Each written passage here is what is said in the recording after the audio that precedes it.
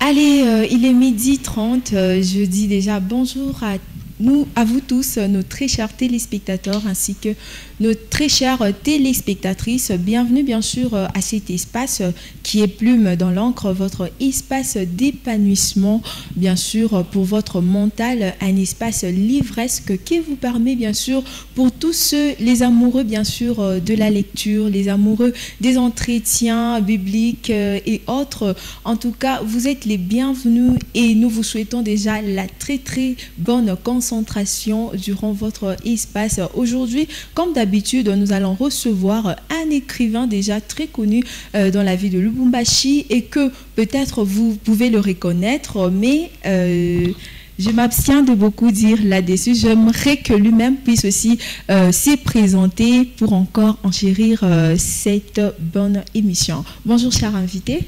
Bonjour, révérend Tabitha. Waouh, révérend déjà. Vous allez bien? Ça c'est une nouvelle appellation? Non, c'est une marque de respect et surtout de dignité que je vous accorde. Waouh, merci beaucoup, ça me va droit au cœur. Je vous en prie. Voilà. Qu'est-ce que nos téléspectateurs peuvent retenir de vous? Est-ce que vous pouvez au moins vous présenter, dire une petite biographie sur vous? Question pour eux de vous découvrir.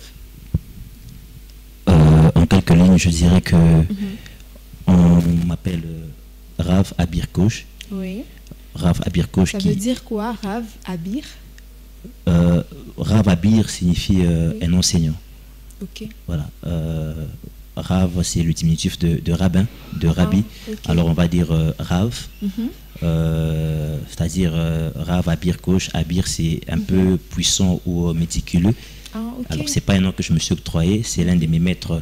C'est ce que j'allais même vous poser. C'est votre attribution ou bien on vous a nommé ça de l'église ou je ne sais pas, par vos membres de l'église par rapport à votre connaissance biblique par exemple? Ok. Alors, Rav Abir, c'est après examen, après, je vais dire comment, après m'avoir observé, après l'encadrement, que mon maître initiatique, c'est qu'on appelle communément dans le langage ecclésiastique père spirituel. Okay. Alors quand il m'a regardé, il m'a dit, on m'appelait généralement avant prophète ou Brada Koch, frère Koch, il va me dire non, tu es un Rav, pour dire tu es un enseignant. Alors c'est depuis lors que on va commencer à m'appeler Rav. Okay. Et ça va m'amener à encore beaucoup plus étudier jusqu'en 2020 où je vais connaître maintenant une ordination ou attestation pour attester le rabbinat, c'est-à-dire le ministère de l'enseignant qui nous accompagne. Oh, c'est tout un cours là. Alors, qui est Rav Abir? Rav Abir, il est un écrivain, un prophète, un enseignant, en fait, le tout. Vous avez tout dit. Vous avez tout dit. Voilà, ici le Rav a beaucoup des appellations, bien sûr, quand vous venez d'écouter de vos propres oreilles, mais ici nous allons le recevoir en qualité d'écrivain. Et donc le livre que vous voyez là, c'est son livre. Il est nommé Le sens ésotérique du sacerdoce biblique. Et donc aujourd'hui, nous allons essayer d'entretenir ensemble sur le thème Le sens ésotérique du sacerdoce biblique. Alors, cher Rav, cher écrivain, qu'est-ce que le sacerdoce? La question elle est tellement simple que je vais aussi répondre simplement. Waouh. Le sacerdoce, c'est une fenêtre. Ok.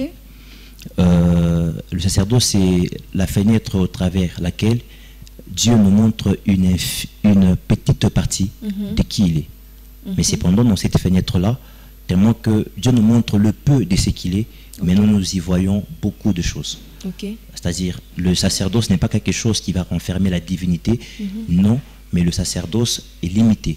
Parce qu'au travers le sacerdoce, on n'arrive pas à capter toute la divinité, toute la transcendance du divin. C'est comme ça que, au niveau de ce qu'on va voir, peut-être à la longue, il y a plusieurs types de sacerdoce, mais pour faire court, le sacerdoce, c'est une fenêtre. C'est une fenêtre auquel un chrétien ou uniquement les serviteurs? Le sacerdoce, c'est une fenêtre, mais qui est ouverte à l'humanité entière. À voilà. toute l'humanité, ok. Voilà. C'est ça, voilà. Ici, comme je le disais tout à l'heure en coulisses, je l'ai dit qu'il y a beaucoup de gens qui ont eu à écrire. Il y a vraiment des gens qui ont publié des livres, mais les vôtres déjà semblent vraiment être un peu très compliqués. Déjà, départ le titre, ça semble vraiment être trop compliqué. Est-ce que vous pouvez d'abord nous donner le sens ésotérique? Qu'est-ce que le mot ésotérique peuvent bien signifier, surtout pour ceux qui entendent peut-être ici des histoires ou je ne sais pas quoi, et qui peuvent aussi vouloir en fait connaître d'abord le sens en question. Ésotérique veut dire quoi? Et après cela, apparemment dans votre livre, vous avez eu à découvrir ou à connaître, vous avez vu quand même quelques aspects, assez d'aspects bien sûr, je peux le dire comme ça, dont beaucoup de gens ignorent ou ne savent pas ou ne voient pas. Et j'aimerais ici que vous puissiez au moins nous dire ou nous citer encore ces aspects que vous essayez déjà de nous dire en disant le sens ésotérique du sacerdoce, selon la Bible bien sûr. Voilà, j'aimerais que vous puissiez aussi nous expliciter tous ces aspects-là. Alors, le sens, pourquoi le choix de dire le sens ésotérique du sacerdoce biblique? Parce qu'il existe, lorsqu'on parle de l'ésotérisme par opposition, on voit aussi la notion de l'exotérisme. L'exo, c'est ce qui traite des choses qui sont extérieures, et les os, c'est ce qui traite des choses qui sont cachées ou de l'intériorité. Et beaucoup de personnes connaissent le côté exotérique du sacerdoce. Parce que dans nos milieux chrétiens aujourd'hui, qui dit sacerdoce, beaucoup de gens pensent au rituel. Au rituel mystique déjà, voilà. Beaucoup de gens pensent, quand on dit sacerdoce, les gens pensent à l'huile, les gens vont penser aux pratiques, d'autres vont aller même toucher au talit, par exemple. Pour ouvrir une parenthèse, si vous allez en Israël aujourd'hui, vous allez trouver un enfant de 5 ans, 6 ans qui met un talit. Il n'est pas dans les sacerdoces. Mais ce sont des signes ou aussi des, je ne sais pas dire comment, les aspects sacerdotaux, ou je ne sais pas. Là, c'est encore au niveau de l'exotérisme. Voilà. Alors, dans ce livre, j'ai voulu parcourir un peu le terrain de l'ésotérisme. Maintenant, fouiller un peu, aller à l'intérieur. La Bible nous dit que la gloire de Dieu est de cacher les choses et celle de roi est de sonder les choses. Alors, dans ce livre, j'ai fait un peu un cheminement pour trahir Dieu. Trahir? Oui, trahir Dieu. Waouh, parce que ça chauffe là, mon Dieu. Sa gloire est de cacher les choses. Il ne faut pas faire peur aux téléspectateurs. Hein? Non, mais... Sinon, ils risquent même de ne pas acheter ce livre. Par contre, je vends bien. Ok, alors, la Bible dit que sa gloire est de cacher les choses. Donc, quand quelqu'un vient, il va prendre des choses qui sont cachées et il va les dévoiler. Il trahit en fait Dieu. Ok. Voilà. Mais là, je vois encore flou. Jusque-là, je ne retrouve pas. Ça viendra. Alors, dites-nous, quels sont déjà ces aspects-là dont tu veux dérouter ou, je ne sais pas, trahir Dieu? C'est quel genre des choses que Dieu a pu bien dire ou cacher que toi, tu veux dire à haute voix ici? Ok. Nous sommes chrétiens nés de nouveau, appartenant à cette branche qu'on appelle la Nouvelle Alliance. Et le plus souvent, nous disons que quand il y a changement d'alliance, il y a changement de sacerdoce. Et généralement, on n'a pas des personnes qui nous enseignent un peu en profondeur c'est quoi en fait ces changements de sacerdoce. Parce que si dans le... le plus souvent, nous sommes restés figés sur l'Ancien Testament, là où on voit des choses qui se passent tout autour du temple. C'est-à-dire, on va voir Aaron, on va voir des sacrifices bestiaux, on va voir les 3 parties qu'il y avait. Mais dans le Nouveau Testament, on parle aussi de la sacrificature. Mais plus au niveau du livre des Hébreux et aussi au niveau du livre de Apocalypse. Parce que nous ne pratiquons pas un sacerdoce du temps passé. Nous ne pratiquons pas un sacerdoce qui est révolu, mais nous sommes en train de pratiquer un sacerdoce du siècle à venir. Voilà. Le sacerdoce que l'Église pratique aujourd'hui, c'est le sacerdoce qui est cité, qui est dit, qui est expliqué en profondeur dans le livre de Apocalypse. Mais je vous mets au défi, combien de chrétiens ont peur de lire le livre d'Apocalypse? Quand vous proposez à un chrétien de lire le livre d'Apocalypse, il vous dit que non, il y a trop de révélations, voilà, c'est les retours de Jésus. Et même jusqu'alors, dans les milieux des églises des réveils, parler du retour de Jésus, c'est une prédication qui suscite la peur. Vraiment. Donc, Jésus, quand on dit, bien-aimé, Jésus revient, répentez-vous, même les chrétiens ont peur. Alors que le retour de Jésus est un message de joie. Parce que Jésus ne vient pas pour juger le monde, il vient pour le sauver. Mais comment est-ce qu'on nous annonce la venue d'un sauveur, mais les gens ont peur du salut? Entre guillemets. Pourquoi? Parce qu'on n'a pas compris ce qu'implique le sacerdoce biblique, ce qu'implique les choses qui sont venues, que le Christ nous a apportées. Le plus important n'est pas... l'Église n'a pas la victoire avec la mort de Jésus, excusez-moi de le dire. L'Église a la victoire avec la résurrection de Jésus. La mort de Jésus, aujourd'hui, est important pour ceux qui sont encore dans le monde. Mais ce qui est important pour l'Église aujourd'hui, c'est sa résurrection. Maintenant, les choses qui sont entrées en vigueur, depuis que Christ est revenu à la vie, ce sont ces aspects que j'essaie d'exploiter dans ce texte. Voilà, c'est-à-dire, je nous amène un peu au-delà des pratiques, des rituels, de comment s'habiller, comment prêcher, voilà, comment prophétiser. Ce sont des choses qui peuvent suivre, oui, mais je nous amène un peu au-delà de toutes ces choses qui sont en fait encore terre à terre. Parce que le sacerdoce, Keuna en hébreu, c'est 4 lettres. La lettre Kaf, la lettre He, la lettre Nun et la lettre He. Et en hébreu, chaque lettre a une signification. Kaf, c'est le pouvoir d'élever ou de rabaisser. Et puis He, c'est l'esprit. Nun, c'est l'héritier du trône. Et puis il y a encore He, qui est encore l'esprit. C'est-à-dire quoi? Le sacerdoce, c'est 2 esprits. Premièrement, c'est l'esprit qui permet d'élever ou de rabaisser. Et deuxièmement, c'est l'esprit qui établit dans la royauté ou dans la destinée.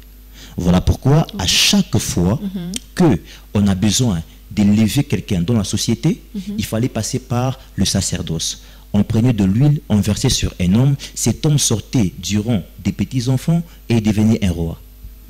Non mais, par rapport à notre conjoncture actuellement, est-ce que pour devenir roi, pour devenir président, on est vraiment obligé de passer par ce service-là du sacerdoce? Parce que je vois, à l'époque au moins, on pouvait passer par ces rituels, je ne sais pas rituels ou comment, ou sacerdoce, mais aujourd'hui, je peux voir quelqu'un aller, par exemple, voir un marabout, pour dire que non, j'aimerais obtenir un pouvoir et tout, j'aimerais être président pour diriger et tout. Mais dis-moi, si cette personne parvient à avoir ce pouvoir-là, est-ce que nous allons parler toujours dans le sens du sacerdoce ou bien, je ne sais pas? Oui, nous allons toujours parler du sacerdoce. Comment ça? Parce que là, tu nous parles du sacerdoce biblique. Et quand on part auprès d'un marabout, je ne vois pas déjà... C'est biblique. Comment ça, c'est biblique? Cher écrivain, en tout cas. Et même, c'est expliqué dans la Bible. Ah ouais. Le problème, c'est que nous nous sommes accaparés des dieux. Quand vous lisez le psaume 87, le verset 23, verset 25, Dieu qui parle, il dit, je connais, j'appelle l'Égypte et Babylone au milieu de ceux qui me connaissent. C'est Dieu qui parle. Et puis il dit que Tyr, les Philistins, ils sont sortis des Sion.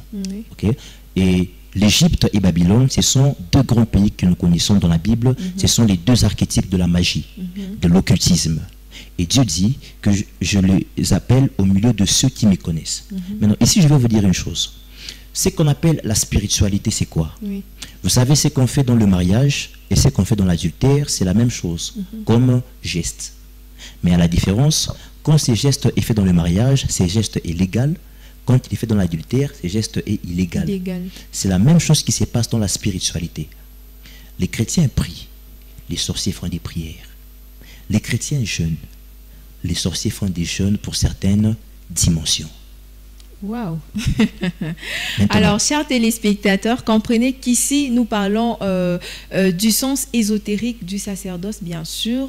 Ici, on essaie de nous dévoiler tout ce qui est caché, tout bas là-bas. Ici, on nous dit ça tout. On le dit vraiment sans qu'on craigne ça, sans peur, sans rien et tout. Sentez-vous à l'aise et écoutez très bien. Soyez vraiment attentifs car ça va vraiment nous aider. Hein. Alors, cher écrivain, il existe déjà combien de sortes de sacerdoce? Il en existe plusieurs. Ok. On ne sait pas les quantifier.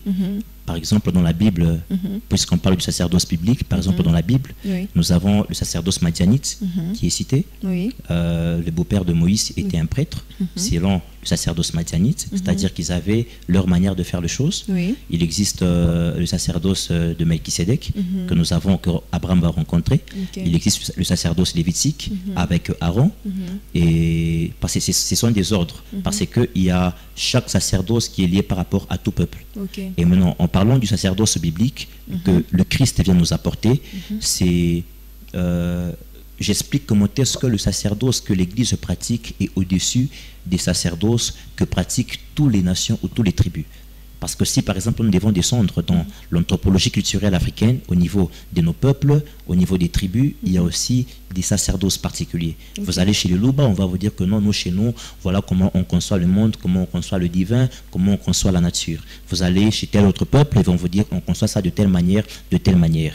Alors, mon objectif en écrivant ces livres est celui, même un chef coutumier qui serait Luba, quand il va lire ces livres, il va voir la beauté et la supériorité du sacerdoce messianique pour qu'il puisse adhérer à cela. Ok, alors dites-nous, pourquoi le sacerdoce et pourquoi le sacerdoce a été institué? Pourquoi?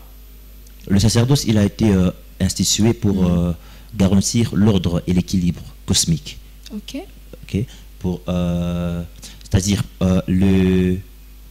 comme je disais, c'est au travers de son nom qui est au nom, c'est-à-dire c'est le pouvoir d'élever ou de rabaisser.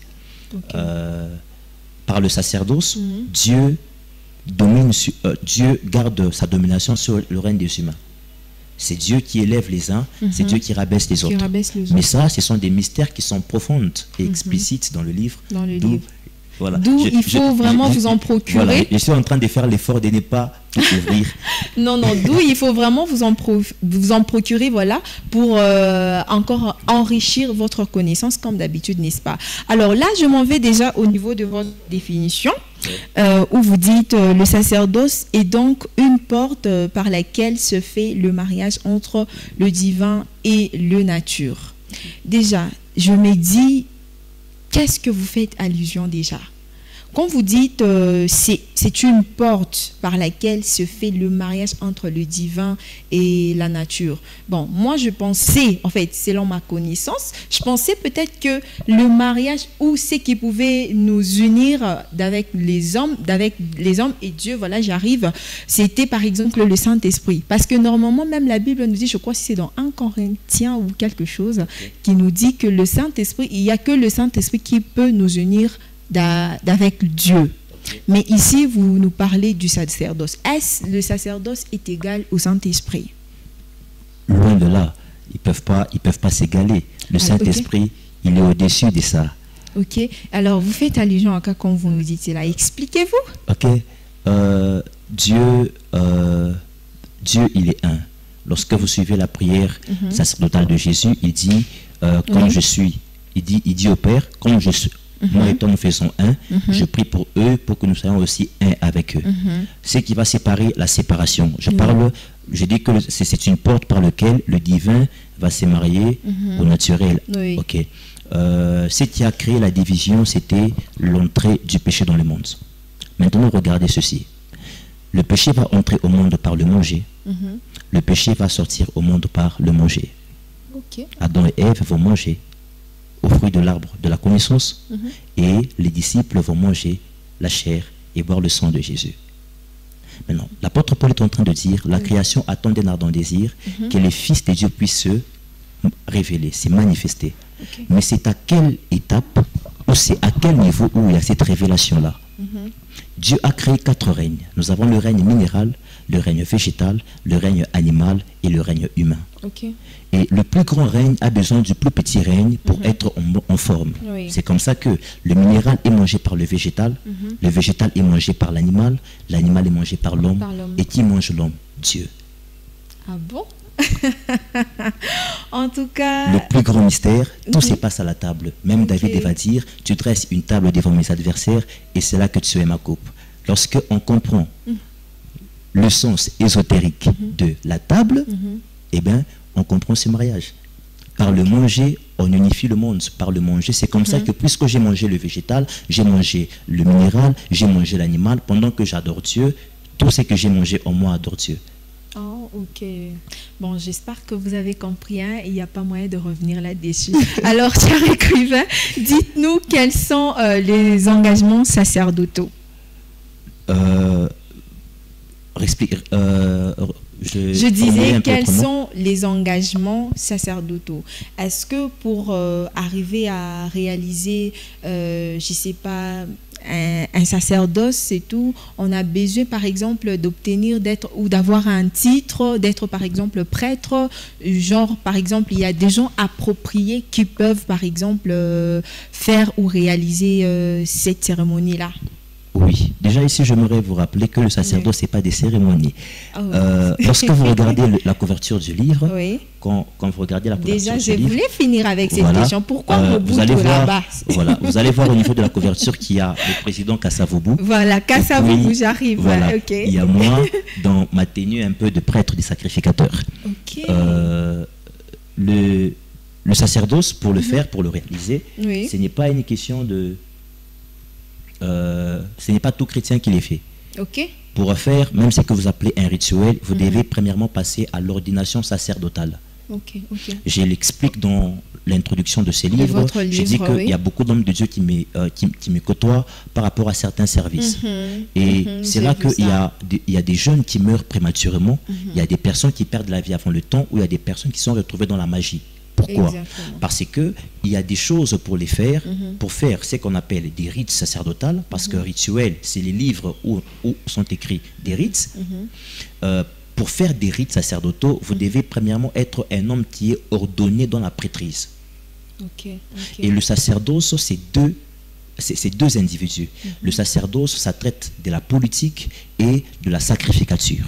C'est ça le sacerdoce. Lisez toute la Bible, vous n'allez voir aucun prophète qui a commencé les ministères prophétiques avec l'huile.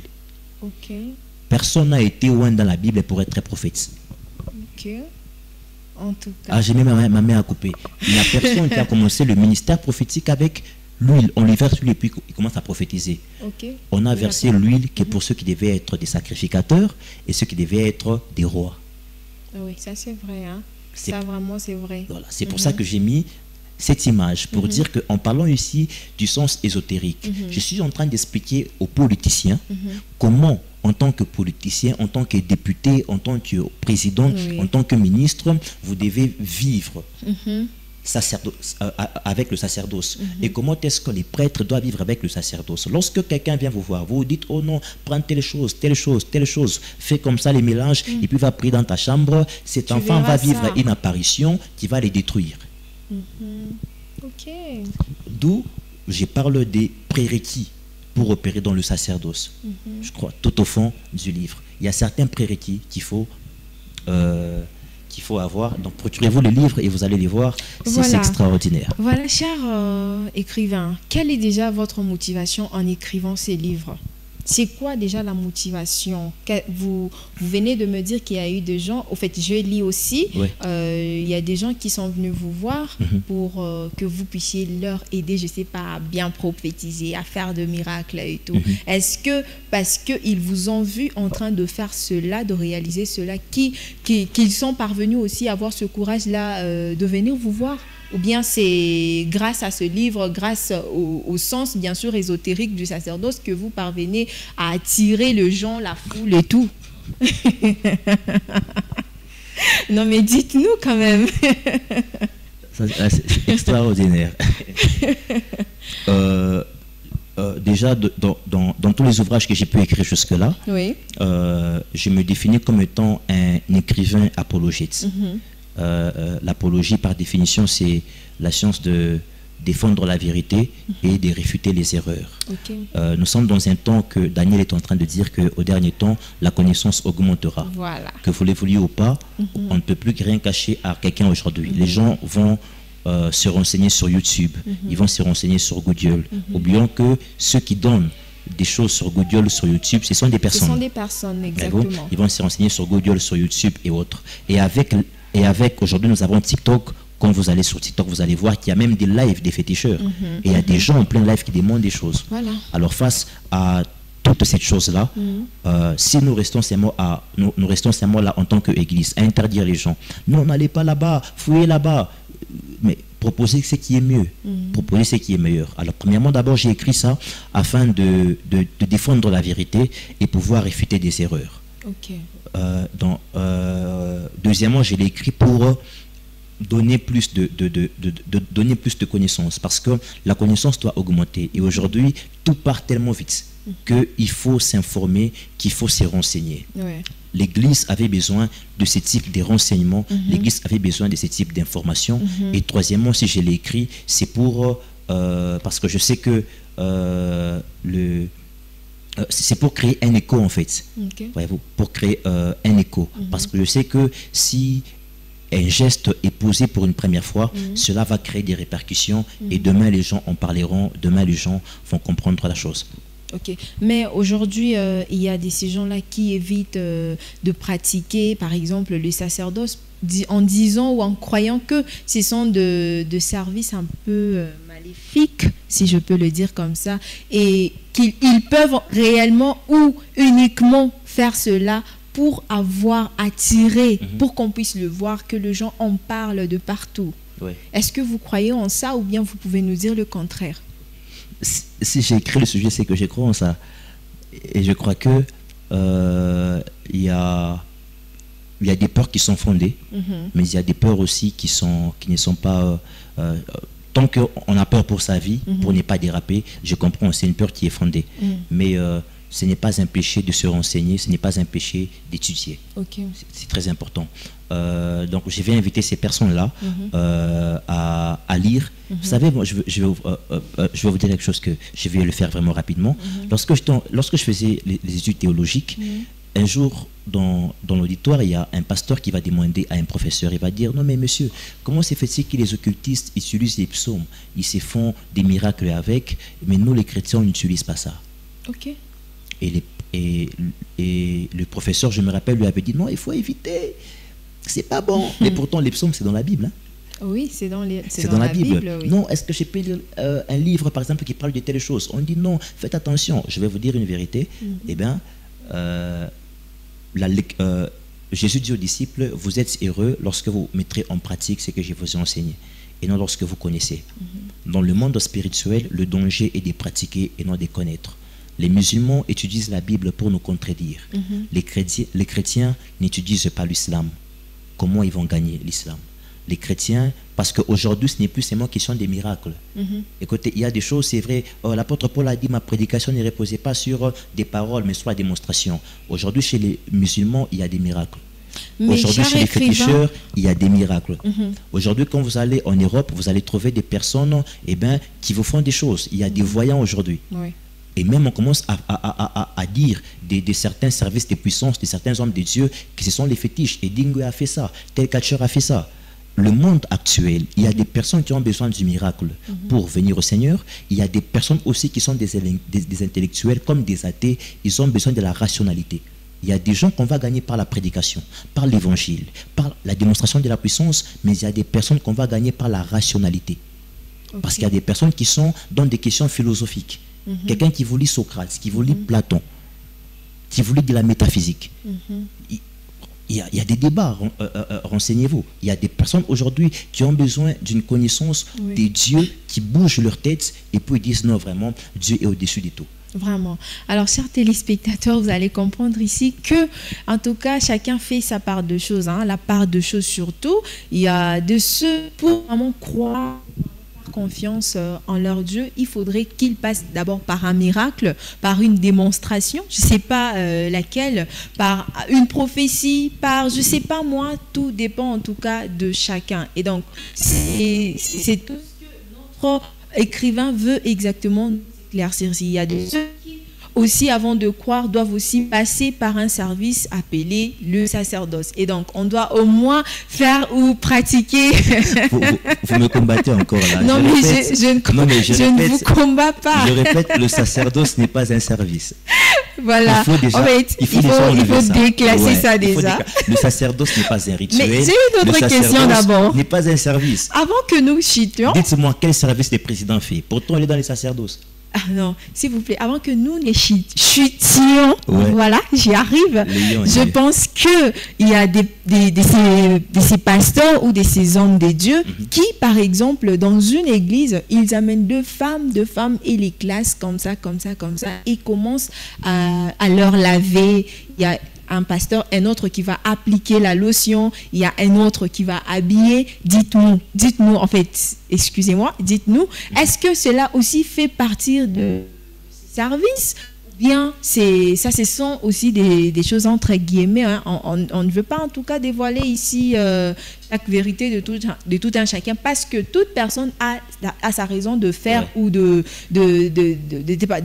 réaliser ce que son esprit ou ce que son Dieu l'a dit. Mais est-ce que en faisant aussi ces genres d'actes-là, ça nous ramène dans la Bible ou ça nous ramène encore dans votre sens du sacerdoce en fait?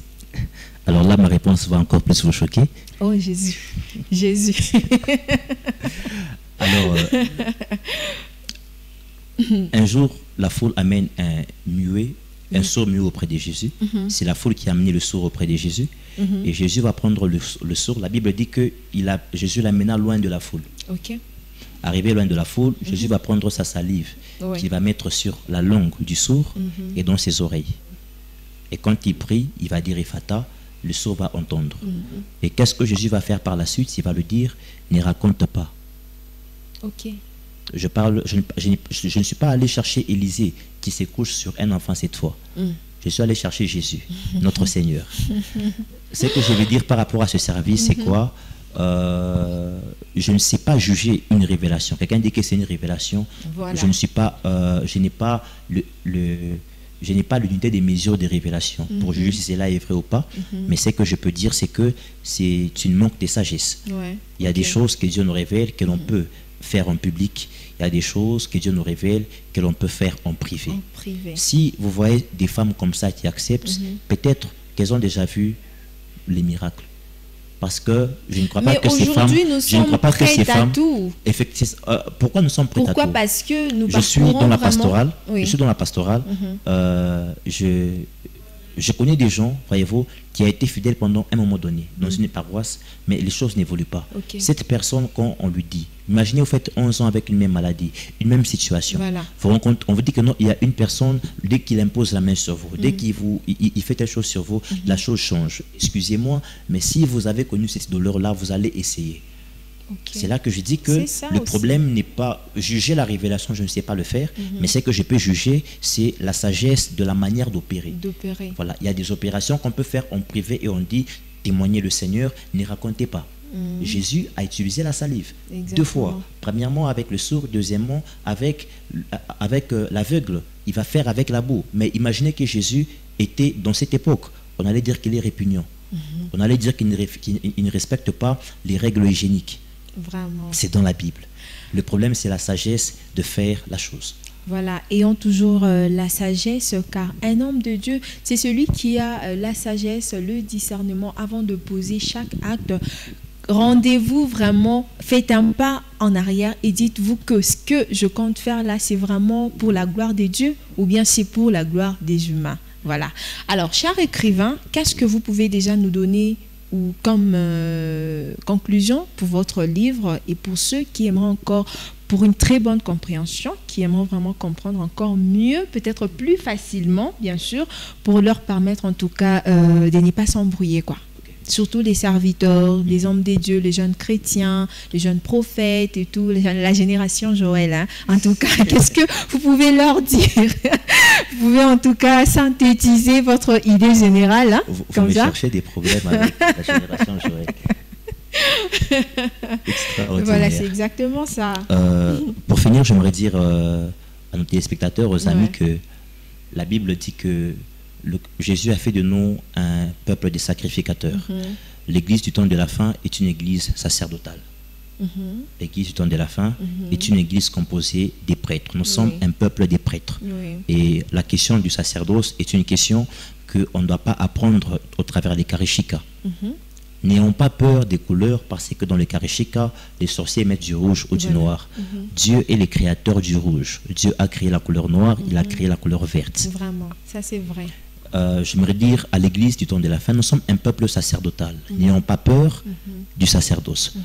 Étudions, soyons surtout très assis et ne pratiquez pas des rituels si vous n'êtes pas encore ordonné ou consacré dans l'œuvre du Seigneur, pour vous protéger.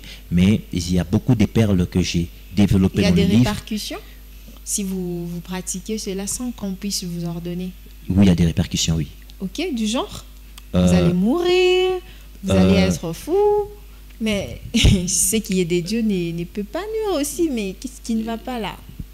Jésus a dit, je ne suis pas venu apporter l'épée et la paix, mais l'épée. Alors, quand vous lisez ces textes en hébreu, quand on parle de l'épée, dans la tradition juive, l'épée, c'est le nom de Dieu. Yod et Vav et. Le Yod va faire là où on tient l'épée, le Vav, ça va faire la colonne de l'épée, et le 2 He vont faire le 2 côtés de l'épée. C'est qu'on appelle, pour simplifier, c'est qu'on appelle la parole de Dieu est une épée à double tranchant. Ah ouais, ça c'est vrai, c'est connu de tous. Hein? Ah, et déjà, quel public que vous ciblez déjà? Maintenant, c'est développé là. Ah ouais, là c'est développé. En tout cas, c'est plus en profondeur. En tout cas. Quel public déjà vous ciblez en écrivant ceci? Je cible tout le monde. Tout le monde. Parce qu'il y a une loi qui dit que lorsqu'on enseigne, on ne doit pas ramener l'enseignement au niveau des élèves. Lorsqu'on enseigne, on doit amener les élèves au niveau de l'enseignement. Simplifier le message ne signifie pas dire ce qui est terre à terre. Simplifier le message signifie dire ce qui est accessible à tout le monde. Parce que je sais que sur le marché, il y a des gens qui ont fait des grandes études. Sur le marché, il y a ceux qui n'ont pas fait des grandes études.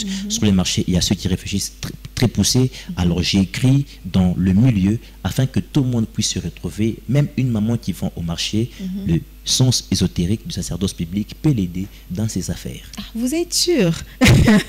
Moi, je ne pense pas, hein, parce que il faut le lire avec moi. Voilà, ça c'est vraiment vrai, parce que moi, en tout cas, j'ai feuilleté partout là. Je n'arrivais pas à comprendre. Comme je l'ai dit, en tout cas, beaucoup ont écrit, mais votre livre déjà, c'est vraiment compliqué. Vous savez, je suis... au-delà d'être écrivain, je suis pasteur. Et donc, quand j'écris un texte, je prie pour ça. Et il y a un mystère avec la Bible. Vous êtes pasteur dans quelle église déjà?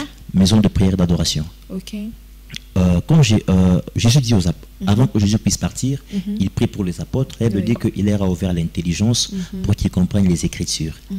Une écriture qui demande l'ouverture de l'intelligence afin de la comprendre, c'est une écriture qui est sacrée. Waouh! C'est très bien, en tout cas, les bonnes choses ne traînent pas. Hein?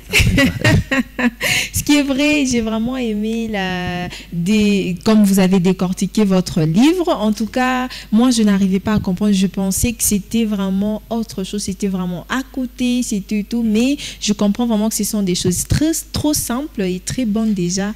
J'ai dégusté, donc en tout cas, je sens que ça va. Alors, comme dernier mot, qu'est-ce que vous pouvez dire au public, à tous ceux, bien sûr, qui aimera encore lire ou avoir ce livre, bien sûr, qu'est-ce que vous pouvez dire comme dernier mot? Comme dernier mot, je voudrais dire que l'ange dit à Jean, écrit aux anges des églises. Parce que l'église du temps de la fin, c'est l'église de la lecture. Si l'église actuelle veut être forte, elle doit se mettre à la lecture. Donc j'invite les pasteurs, les hommes de Dieu, les fidèles à lire, c'est que l'Esprit vous a écrit. Wow, c'est ce que vous nous demandez aussi. Voilà. En tout cas, merci beaucoup, cher écrivain, merci pour votre présence. Ça nous a vraiment été trop bénéfique. En tout cas, à vous également, très chers téléspectateurs, très chères téléspectatrices, nous vous disons merci pour votre attention soutenue. En tout cas, ça a été un honneur et un grand plaisir, bien sûr, de vous présenter ce beau livre, Le sens ésotérique du sacerdoce biblique. C'était là notre thème auquel nous avons eu à entretenir et vous avez vraiment compris les explications et tout ce qui va avec concernant ce thème. Alors, merci beaucoup et nous allons nous retrouver la semaine prochaine à la même heure avec le même et plaisir. Je dis merci aussi à notre cadreur. Non mais je vois comment elle saute. Je vois comment elle... Donc je n'ai même pas encore cité son nom. Elle s'appelle Florence Femme Battante, à qui je dis vraiment merci. Merci beaucoup ingénieur Grace. Merci à toute l'équipe de nous avoir accompagnés vraiment pour la réalisation de cette émission. Ça a été vraiment un très grand plaisir. D'ici là, portez-vous très bien et très bonne suite des programmes sur nos antennes.